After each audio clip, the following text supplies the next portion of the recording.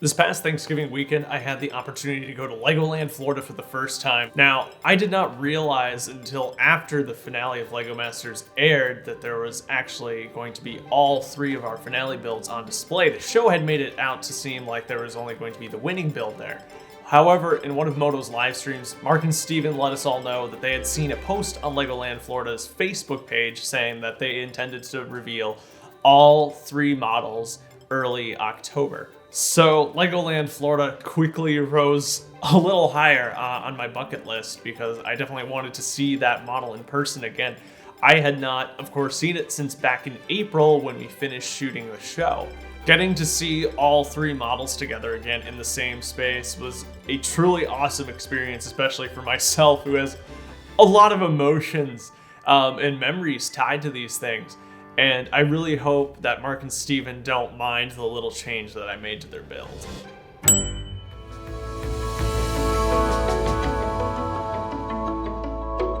From what I understand, the models were initially unveiled in the big shop, which is pretty wild because that place generates a lot of traffic. If you're going to Legoland and you don't hit the giant Lego store at the front of the park, you're probably doing it wrong. Jacob and I had our Hourglass actually unveiled first, which I like to think means ours was the best built and required the least amount of repairs to get it up and running. So that was pretty sweet. My first reaction to seeing these things was just like, wow, okay, these were bigger than I remember them being because the models are huge. And yeah, we had 24 hours to build them, but usually the things I build in 24 hours still come out to be like this big. You can see in this picture of all of us in the Hourglass that Zach and Wayne still towers above the 6-foot tall guys in the back, which is pretty impressive. All in all, I'm really happy with how the show portrayed our finale build at least, but getting to go back and see the build in person made me realize that there's just so many details that are hard to capture on camera, and especially in such a short time. One of the crazy ideas Jacob and I had was that we wanted to flip the entire Hourglass at some point during our presentation, and because of that, we actually finished off the bottom and the underside of the frame of the Hourglass. The top and bottom of the frame are actually completely identical. I made them in sync with each other. So what you see on the top is actually what the underside looks like too. And yeah, it's just anti-studs, but it could have been a lot worse. I don't think the thing is probably strong enough anymore to be completely flipped. We kind of made the decision to not do that probably at the 12-hour mark.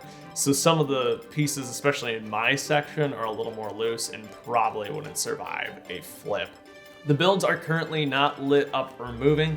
That would just probably require way too much maintenance. For instance, a lot of our lighting was accomplished using fairy lights, which were battery powered. And some of those batteries were really hard to access. Jacob made sure of that. But I was able to turn on one of the fairy lights and it still worked, which was really cool to see that kind of lit up again. I'm not touching the other ones. Jacob has them like buried inside of there. You have to take things apart, and I'm not gonna do that. If this thing had fallen apart on the way to Florida, the model designers in the park did a really good job of putting it back together.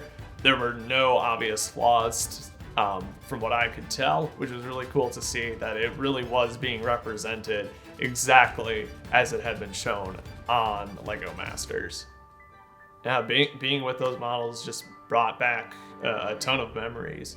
I remember Jacob and I watching the finale of season 1 the night before we began shooting our season 2 finale, and how we kind of came up with this crazy idea for the Hourglass and the duality and our own individual worlds, his side and my side, and how we were going to bring those together. And yeah, the lighting threw us a bit of a curveball there. But I think the night side is so definitively Jacob, and the light side is so definitively me. At the end of the day, you know, especially looking back, getting this chance to visit the model again, I'm really proud of what we accomplished. Even if we lost the finale, it doesn't feel like that. I think this is a model that's going to inspire a lot of people. Being on the show, you don't get to spend a lot of time with the other contestants' builds, and so it actually had a chance to pick up on a lot more details this time around. Just looking at all the animals that Mark and Steven have put around, their Warden of the Woods was really awesome. I love their water work too, and I know they're really proud of it too. They used up all the trans blue pieces in the brick pit. So worth it. It's really, really great effect, especially the ripples around those crazy feet. Zach and Wayne too. I got a better shot of what's happening on the mysterious 5th floor for all of you who are curious. So it looks like Zach and Wayne are hanging out on a couch and a chair, and there's a chess set right there. So there you go. They put a lot of work into the interior spaces that I really don't think goes appreciated enough, because their figures are full of life, and there's a unique design that I've never seen before. I really can't recommend going to see these for yourself enough. I think it's really going to change how you see our finale in season 2, because these builds are truly something else. I think they are our best work given the circumstances and crazy pressure that we are under. If you do get the chance, the models are currently displayed in what's called the Legoland Story. It's not far at all from the entrance to the park. There's a little museum about the history of the Legoland parks, the Lego brick, and the model design shop is actually housed within this building. There's glass windows that you can see the master model builders at work, which is really, really cool. I don't know how permanent the display is. I imagine it'll be there maybe until season 3's finale comes around, and those builds replace ours, but it's a really nice spot. And I am so grateful for the opportunity just to go and see these things again, because it was really cool. It was really cool. And the rest of the park is awesome too. I had not been to Legoland, Florida, but well over a decade ago, my family and I went to California to see the Legoland there. And, you know, there's something in the back of my mind saying like, you know, this isn't quite, you know, for me. This is aimed at a younger audience. Gotta tell you, we all had a fantastic time, and none of us were in that target demographic. The coasters were so much fun. I absolutely loved visiting Miniland. They had just covered the entire space to prevent more sunlight damage, so it's actually really, really comfortable in there.